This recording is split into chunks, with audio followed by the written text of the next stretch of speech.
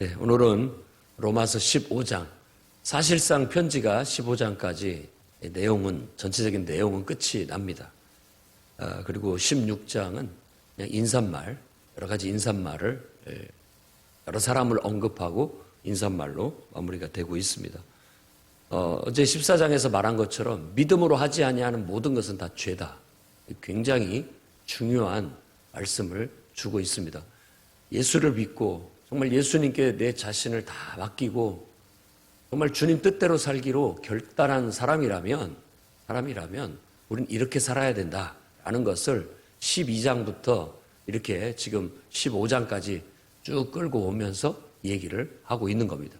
실제적이고 목회적인 이야기를 하고 있고, 당시 이제 이방인에게 복음을 전하고 유대인에게도 복음을 전했을 때 유대인들이 믿는 사람도 있고 믿지 않는 사람도 있어서 또 핍박을 가하고 방해하는 사람도 있고, 믿는 유대인 그리스도인들 중에서도 율법은 그래도 지켜야 된다라는 그런 사상에 쩌들어 있는 그런 사람들로 인한 교회 안에서의 분란이나 갈등, 논쟁이 있는 상황이라는 것을 이 말 속에서 알 수가 있고, 그런 상황 속에 목회적인 설교를 통해서 그런 모든 문제들을 정말 복음 안에서 완전히 복음 안에서 그 모든 문제가 해결될 수 있다라는 것을 우리에게 가르쳐주고 있는 겁니다.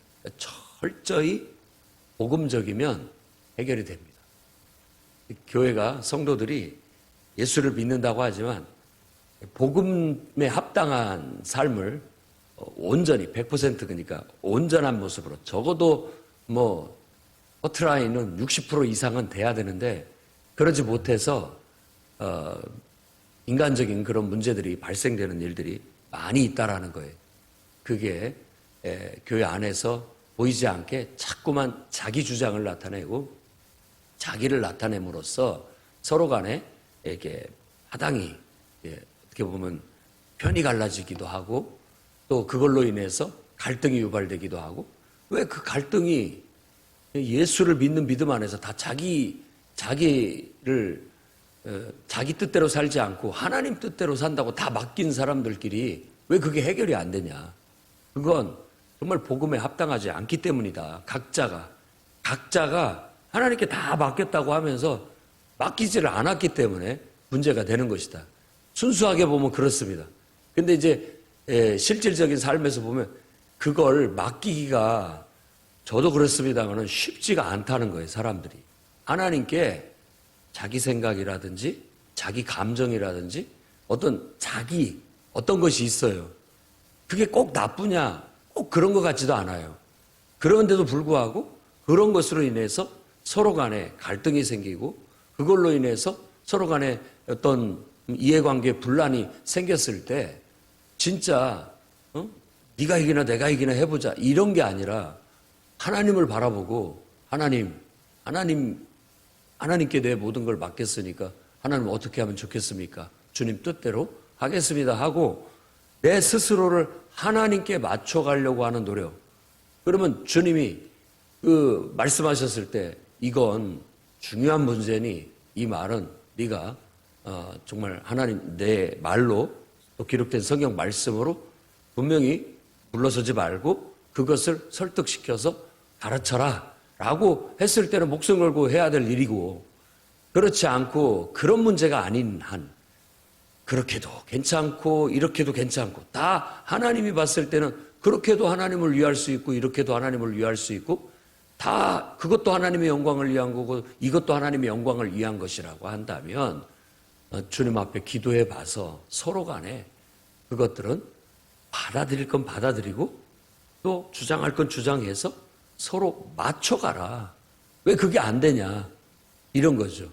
그러니까 유대인 그리스도인이 예수를 믿는다고 하면서도 그걸 못하는 그런 모습들을 보면서 그들을 설득하는 것이기도 하고, 또 그것 때문에 지금 15장 말씀도 보면 그것 때문에 자꾸 율법을 지켜야 된다, 안식일을 지켜야 된다 이런 것들 때문에 혼란하게 해서 시험에 드는 이방인들을 향해서도 말하고 있는 거예요.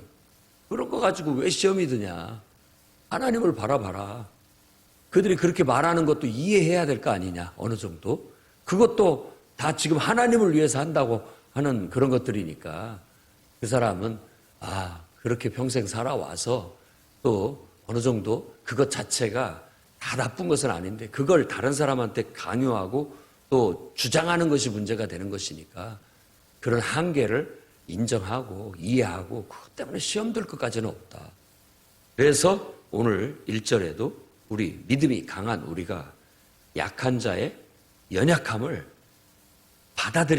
받으라라는 말은 떠맞는 것이 마땅하다. 이렇게 얘기합니다. 7절 말씀에도 너희가 서로를 받으라고 했는데 이게 떠안으라는 말이에요. 떠안으라는 말은 그 사람의 약점, 그 사람으로 인해서 내가 힘든 것, 그 사람으로 인해서 내가 손해보는 것을 감수해라. 그런 뜻입니다. 그러면서 예수 그리스도를 본을 보여줘요. 그도 할례의 추종자가 되었다라고 말하는 것은 유대인 혈통으로 태어난 지 8일에 그분도 할례를 받았고 유대인의 전통 속에서 자랐고 이렇게 살아왔다.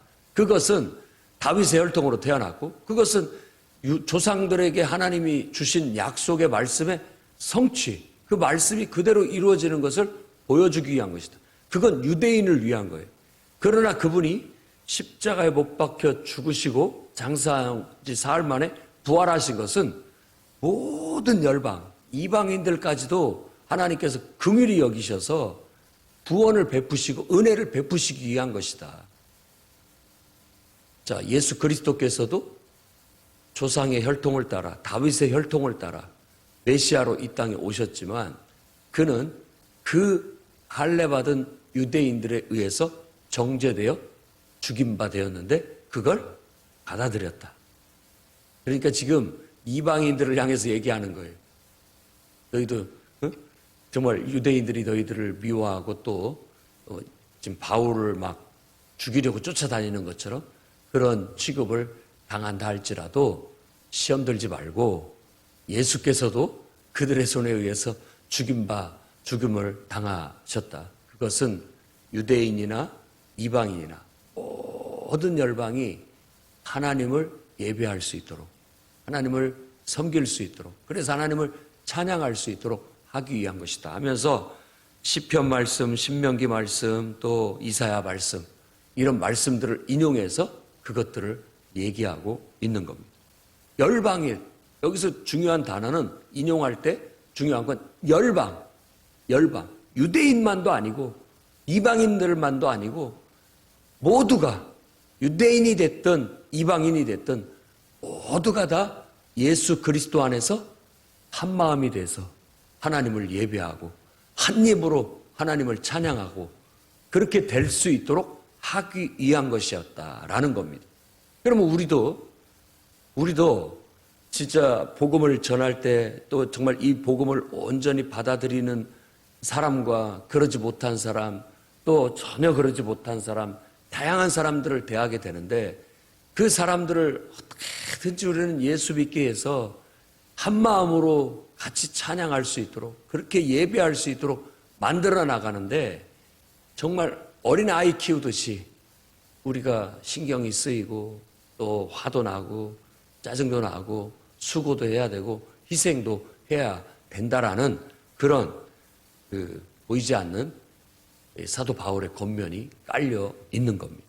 그래서 우리가 믿음이 연약한 자들을 또 안아야 된다라는 그런 사명감을 가질 수 있기를 바랍니다. 품을 건 품어야 돼요. 또 하나님의 감동이 있고 분명히 하나님의 말씀이 내게 주어지면 그 말씀으로 훈육해야 됩니다. 그것도 할 수 있어야 돼요. 그것이 안 되면은 변화가 안 되니까 항상 품어주고 그들의 부족한 점들을 인정하면서도 그것이 달라져야 된다라는 것을 늘 주지하고 그렇다고 해서 내치는 것이 아니라 그들을 같이 끌어안아서 그들도 예수 믿고 정말 복음으로 완전히 변화돼서 자기의 전적인 모든 것들을 다 내어 맡기고 정말 예수 그리스도 안에서 하나가 될 수 있도록 그렇게 돼야 됩니다. 우리가 보통 한 영혼을 전도해 보려고 다들 그렇게 합니다. 이것도 들어주고 저것도 들어주면서 이것도 맞춰주고 저것도 맞춰주면서 왜 어떻게 나오게 하고 예배 드릴 수 있도록 심혈을 기울여서 노력을 합니다. 잘하는 것이죠. 그 수고가 하나님께 있는 것이고 하나님께서 분명히 축복하시고 기뻐하시는 일이라고 믿습니다. 그렇게 하면 이 사람들은 그걸 자꾸만 악용하려고 해요. 이용해 먹으려고 하는 그런 경향들이 있습니다. 이 못된 이 인간의 본성들이 그래요. 그게 좋거든요. 또 어떻게 보면 그런 대우를 받는 거, 그리고 또 그렇게 자기한테 신경을 써주는 것도 고마운 일이고 감사한 일이고 자기한테도 득이 되는 거예요. 그러면서 항상 젖병 빠는 어린아이의 입장에 있으려고 하는 경향들이 있어요. 이제 때가 되면 젖병을 떼어야 됩니다. 기저귀도 떼어야 되죠. 그 요구해야 되는 거예요. 헌신을, 믿음을 요구해야 되는 거예요. 그런데 그게 안 되면은 둘 중 하나예요. 그 말씀을 듣고 순종하게 되거나, 그렇지 않으면 하나님 말씀으로 분명히 이렇게 가르치고 이제는 그런 걸 헌신할 때가 됐고 요구할 때가 됐는데 안 되면은 튕겨져 나가는 거나 받아들이지를 못하는 것이죠. 그래서 그게 필요해요. 가만히 보면 하나님께 자기를 내려놓지를 못해요. 그래서 항상 하나님을 섬길 때 이제 주님을 섬기면서 네, 주님 뜻대로 살겠습니다 하고 자기 것을 내려놓고 하나님 뜻을 받아들여야 되는데 그게 아니에요. 하나님을 내가 원하는 대로 하나님 하게 해 주십시오 라고 하나님께 요구를 하는 거예요. 다 자기 생각대로만 하나님을 섬기려고 한다는 거예요. 근데 신앙의 초보자들도 되게 그렇습니다. 자기 원하는 대로 돼야 되고 자기 원하는 대로 하나님을 섬기고 싶어요. 자기 편하게. 그런데 이제 어느 정도 가보면 그것마저도 정말 인간적인 생각이었고 올바른 신앙이 아니었구나. 내가 예수 그리스도를 나의 구원자요 나의 주님으로 받아들였는데 예수님을 내가 주님으로 모신 게 아니라 종으로 삼고 있었구나 하는 것들을 깨닫고 부끄러움을 느끼게 되는 겁니다. 우리 안에는 아예 하나님 예수님을 구원자로 그리스도로 나의 왕으로 주인으로 인정하지 않는 사람도 있는가 하면 인정을 한다고 하면서도 주인으로 섬기기는커녕 그냥 그분은 자기의 필요를 채워주는 종 정도로 여기는 인간적인 육신적인 신앙이 있습니다. 그런 단계들을 영적으로 우리가 분별하고 그냥 우리의 인간적인 말로가 아니라 하나님의 말씀으로 또박또박 가르쳐서 그 영혼들이 복음을 깨닫고 완전히 하나님께 자신을 맡기고 정말 하나님의 뜻을 받아들여서 하나님 안에서 한 마음이 될 수 있도록, 그래야 교회가 분란이 없어지는 거예요. 하나님의 뜻 안에서 한 마음 한 입이 돼서 하나님께 영광을 돌리는 그런 신앙을 추구하고 그런 믿음의 공동체를 만들고 그런 교회를 세워나가는 것이 지금 이 사도 바울이 로마 교회에 쓴 편지의 마지막 교훈의 내용이라고 할 수 있겠습니다. 우리도 좀 손해를 보더라도 내가 조금 내 주장을 펼치지 못하더라도 서로가 서로를 맞는다라는 그런 끈끈한 신앙의 우정으로 하나가 될 수 있어야 되겠습니다. 너도 하나님을 사랑하지? 나도 하나님을 사랑해. 너도 하나님을 위해서 하나님 말씀대로 행하지? 나도 그렇게 해. 서로가 하나가 돼서 그러면 하나님의 뜻 안에서 우리가 기도하고 이런 것은 내가 양보할 건 내가 양보하고 네가 양보할 건 네가 양보하면서 서로 이렇게 맞춰가는 그런 화합의 정신이 교회 안에 있을 때 갈등이나 또 모든 논쟁의 요소들이 다 수면 아래 가라앉는다. 이렇게 말하고 있는 거예요. 그래서 고린도 교회에도 강조하고 있는 게 자기를 드러내지 마라. 교회 안에서는 오직 그리스도, 머리 대신 그리스도만 드러나고 그리스도를 통해서 하나님만 나타나야지 우리가 나타나서 되겠느냐. 우리 자신, 나라는 것이 부각되지 않도록 각자가 주의해라 라는 그런 교훈을 주고 있는데 그것과 일맥상통한다고 볼 수가 있겠습니다. 그래서 1절과 7절 말씀에서 교훈하는 것처럼 너희가 서로를 떠맡으라. 믿음이 강하다고 생각된다면 여기서 믿음이 강한 자는 지금 이방인 그리스도인을 두고 얘기하는 듯합니다. 그리고 믿음이 약한 사람은 아직도 율법을 지켜야 되는데 라고 생각하는 유대인 그리스도인을 말한다고 볼 수 있어요. 그 배경상에 보면. 그리고 이제 14절부터 얘기하는 그 이야기 속에서 그리고 16장에서 얘기 속에 보면은 바울이 지금 언제 어디서 이 글을 쓰고 있다라는 게 나타나 있습니다. 14절에서 21절 보면 내가 확신했다라고 말하는데 그것은 로마 교회에 지금 유대인 그리스도인 또 일부 유대인 그리스도인 그리고 이방인 그리스도인들이 있는데 너희 안에 선함이 가득하고 지식이 충만해서 충분히 서로를 가르칠 수 있는 권할 수 있는 설교할 수 있는 그런 능력이 된다라고 확신한다. 그러니까 우리 어떻게 보면 목장 모임에 참여할 수 있는 사람은 그런 사람이 돼야 됩니다. 충분히 선함, 하나님의 뜻대로 행할 줄을 알고 또 하나님 예수 그리스도의 복음을 아는 지식이 충만한 상태이기 때문에 이 사람들의 삶은 하나님의 말씀을 받고 하나님의 뜻대로 행하는 그런 삶을 사는 사람들이기 때문에 충분히 서로가 서로에게 권함, 말씀의 나눔을 통해서 그게 한편의 설교거든요. 짧게 한 몇 분에 걸쳐서 자기가 경험한 하나님을 자기의 삶을 나눔으로써 그 속에서 역사하시는 하나님을 나타낼 수가 있고 하나님께 영광을 돌리고 있으면 모든 사람들이 아멘 할 수 있고 은혜를 받을 수 있잖아요. 그럴 수 있는 충분한 사람이 된다라는 거예요. 바울이 지금 이 글로 이렇게 권면을 하지만 스스로 다 판단할 줄 알고 스스로 그 모든 것들을 깨달을 줄 아는 사람이지만 내가 이렇게 다시 편지를 써서 너에게 권하는 것은 거기다가 하나 더 보태기 위한 것이다. 다시 한번 그걸 언급함으로써 이걸 더 분명히 하기 위한 것이다 라고 하면서 이 서신을 쓴 이유를 분명하게 말해주고 있습니다. 그러면서 나도 이런 말을 할 수 있는 건 내게 주신 은혜, 내게 주신 은혜를 내가 깨달은 바 하나님께서 은혜로 깨달은 것을 나도 나누는 것이다.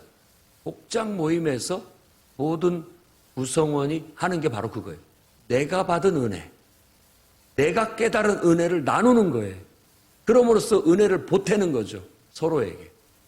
말씀을 보태는 것이고 설교도 마찬가지고 모든 것이 그렇게 해서 다시 생각나게 하기 위한 거. 그래서 내가 받은 은혜는 이방인을 위해서 그리스도 예수의 복음을 전하는데 나는 특별하다. 그런 강력한 성령의 감동을 받고 또 하나님의 나를 통해서 이방인들이 전도되지는 많은 역사가 있었다라는 그런 것들을 나누고자 하는 것이죠. 그래서 내가 로마 교회를 방문하고자 하는 것이다. 이런 로마 교회 방문 목적을 얘기하는 거예요. 내가 특별한 은혜를 받았는데 정말 예수 그리스도의 복음에 대해서 특별한 깨달음이 나한테 있다.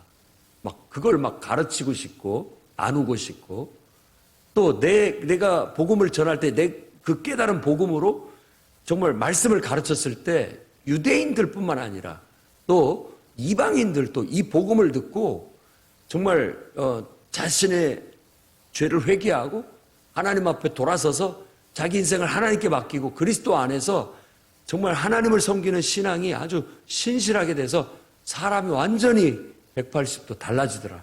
변화됐다. 이런 놀라운 복음의 능력, 내가 복음 사역을 했을 때 나타나는 여러 가지 그런 말씀의 능력, 복음의 능력을 나누고 싶은 마음에서 로마를 내가 방문하고자 하는 것이다. 나는 복음의 제사장 직분을 받은 것 같다. 라고 그렇게 복음의 제사장 역할을 하고 있다고 얘기해요.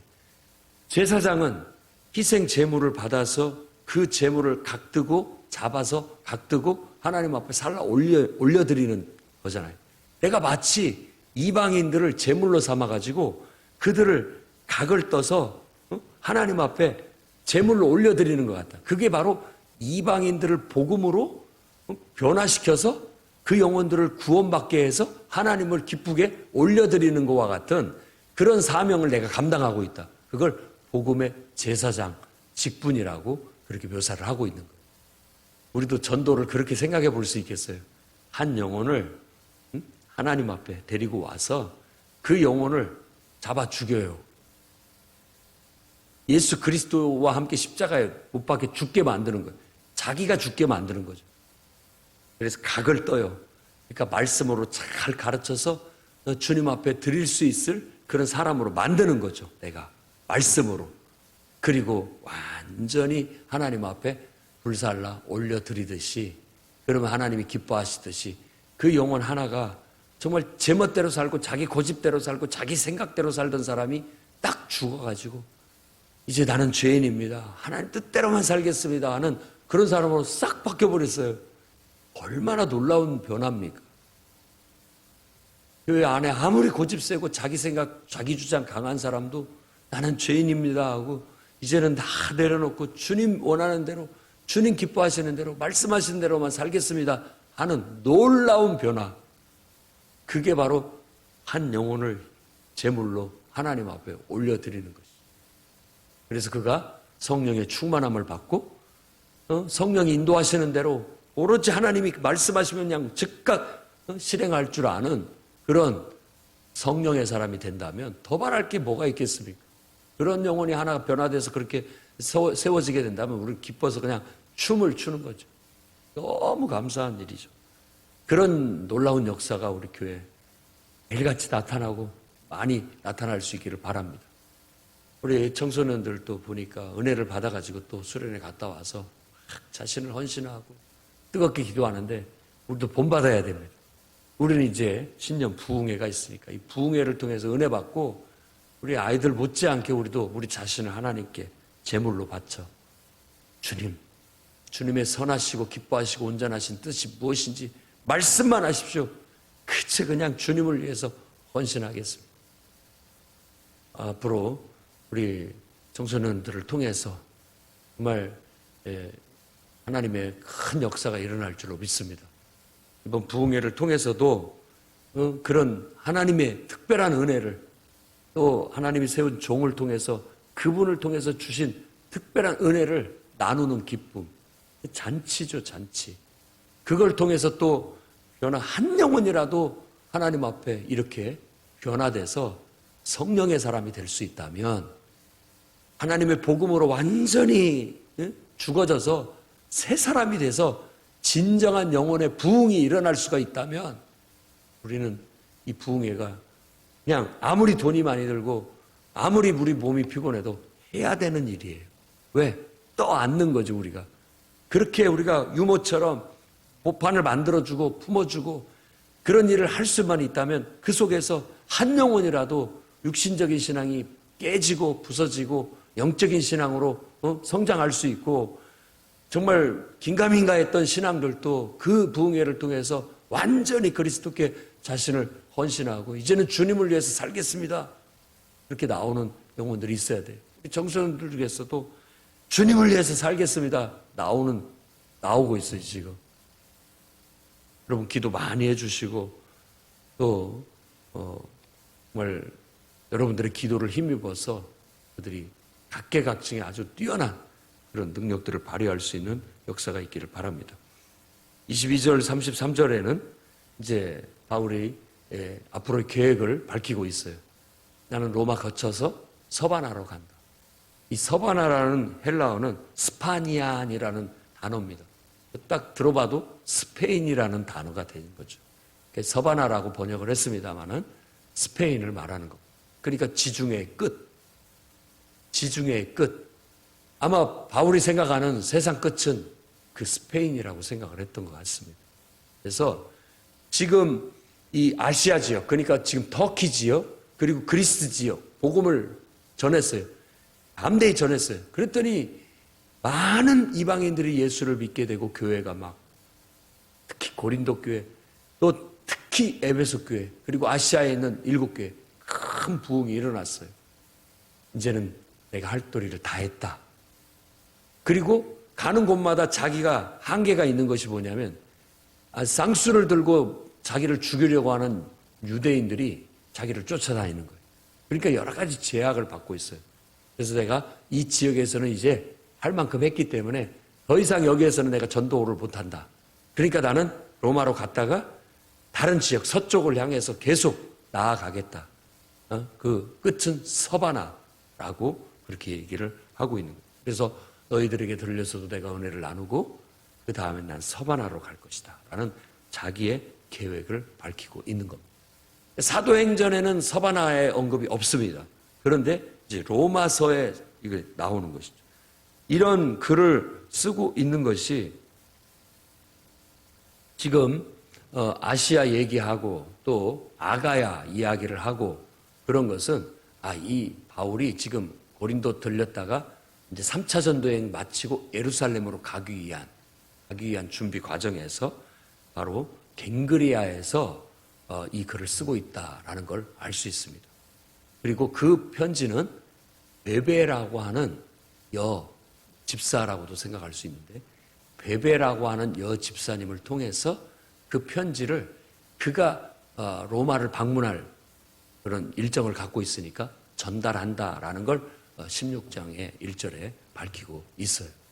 그걸 봤을 때 그가 3차 전도여행을 하면서 난 로마로 가야 되겠다라고 생각을 했는데 에베소에서 막 자기를 죽이려고 하도 하고 막 유대인들이 쫓아다니니까 다시 저쪽 마게도냐로 넘어가가지고 밑으로 아가야 지역으로 내려와가지고 고린도 방문했다가 이제 돌아가려고 하는데 갱그리아에서 이 편지를 마침 베베라는 사람이 로마를 간다고 하니까 그 집사님을 통해서 이 편지를 전달하려고 했다는 걸 알 수가 있습니다. 참 흥미진진합니다. 우리가 복음의 능력을 안다면 우리 삶도 흥미진진해질 수가 있어요.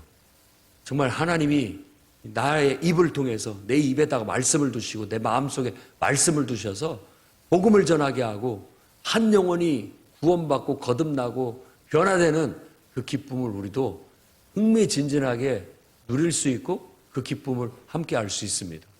이 교회를 통하여 또 여러분들의 삶을 통하여 하나님이 보내주신 영혼들을 그냥 허투루 보지 마시고 나에게 복음을 전하라고 저 영혼을 예수 믿게 하라고 보내주셨다라는 그런 마음을 갖고 떠안으십시오. 자꾸 밀어내지 마시고 보내주면 막 적극적으로 떠안아서 그냥 죽든 살든 너 구원받게 하기 위해서 내가 뭔 짓이든 다 한다. 뭐 이런 마음으로 어떻게든 내가 말씀을 전하고 가르쳐서 말씀으로 복음으로 완전히 변화돼서 각떠져서 죽어서 각떠져서 하나님 앞에 바쳐지게 하겠다. 이런 마음으로 우리가 살아갈 수 있기를 주의 이름으로 축원합니다. 기도하겠습니다. 거룩하신 주님, 바울의 사역의 모습을 보면 늘 힘이 나고 또 의욕이 생깁니다. 복음의 능력이 얼마나 대단한지 그는 경험하고 곳곳에 다니면서 복음을 전하는데 자신의 인생을 다 바쳤고 또 정말 핍박이 있고 자기를 죽이려고 하는 사람들을 향해서까지도 위축되거나 물러서지 않고 담대하게 하나님 말씀을 전해서 깨우치려고 했던 모습을 봅니다. 많은 영혼들이 예수 믿고 거듭나서 새 사람이 되고 하나님 백성이 되는 그런 기쁨을 우리도 누리게 하시고 우리도 그런 삶을 살 수 있도록 역사해 주시옵소서. 이 교회가 복음에 합당한 교회가 돼서 복음적인 교회가 돼서 모든 성도들이 복음을 전할 줄 알고 가르칠 줄 알고 정말 믿음이 어린 영혼들을 껴안고 그들을 말씀으로 변화시켜 나가는 열정이 불타오르게 주시옵소서. 청소년들이 은혜 받고 변화돼서 그리스도를 위해서 헌신하겠다고 나올 수 있게 해주셔서 감사합니다. 저들의 어린 마음의 고백들이 변함없이 신실하게 지속되어져서 유지되어져서 위대한 인물들 다 되게 해주시고 이번 부흥회를 통해서 또한 우리들이 정말 세우신 종을 통해서 예비하신 은혜를 나눌 때 우리 마음이 뜨거워지게 하시고 우리 영혼이 성령으로 충만해지게 하셔서 다시 일어서게 하시고 복음을 위하여 하나님 나라를 위하여 영혼 구원을 위하여 불같이 타오르는 교회가 될 수 있도록 축복하여 주시옵소서. 예수님의 이름으로 기도드립니다. 아멘.